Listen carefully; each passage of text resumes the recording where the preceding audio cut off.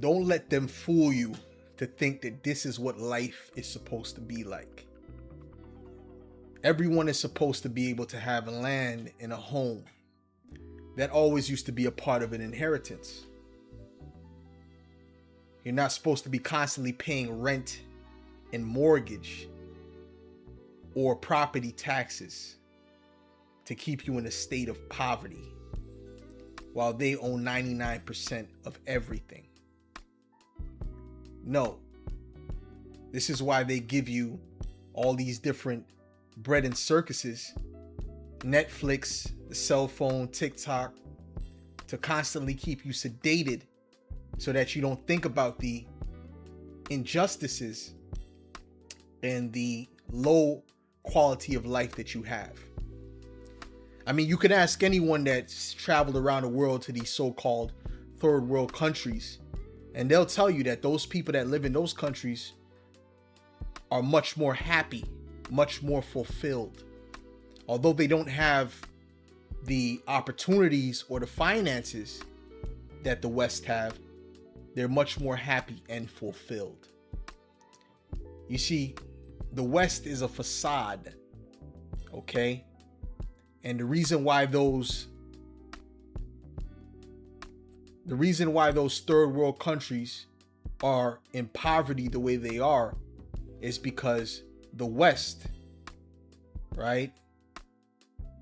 The European, so to speak, has sucked the natural resources out of those empires and brought them to nothing, and it continues to suck the resources out of those empires, and they give a little kickback to the leaders.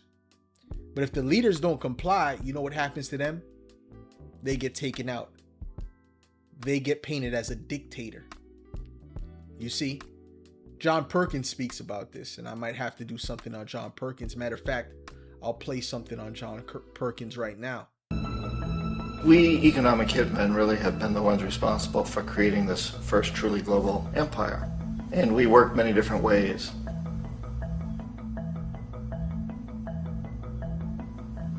But perhaps the most common is that we will identify a country that has resources our corporations covet, like oil, and then arrange a huge loan to that country from the World Bank or one of its sister organizations.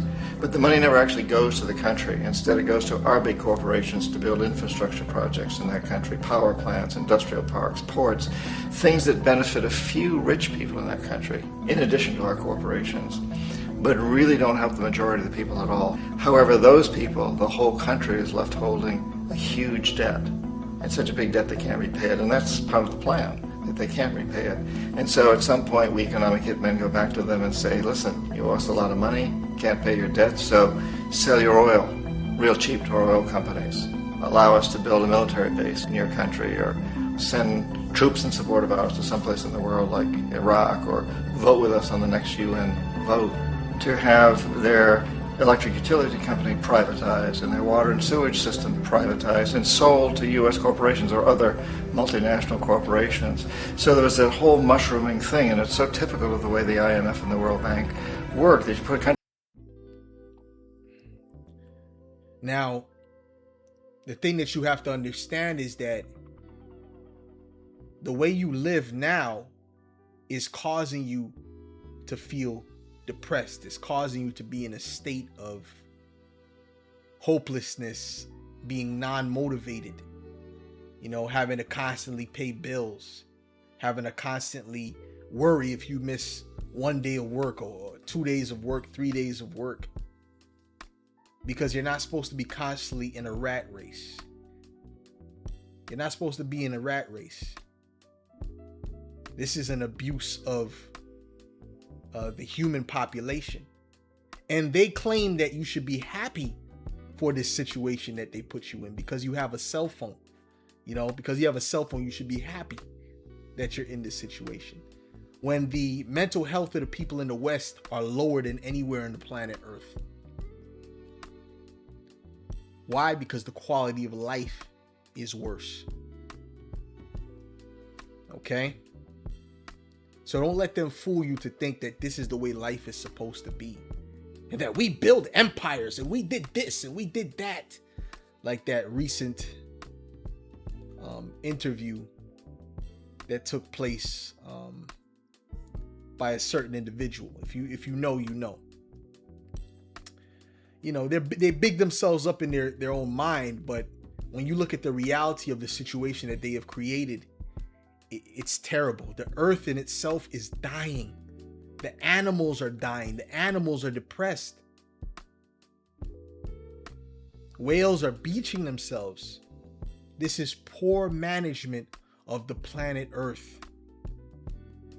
This has not been a good rulership that you've been in for the past few hundred years. This has been a terrible rulership and a terrible mismanagement.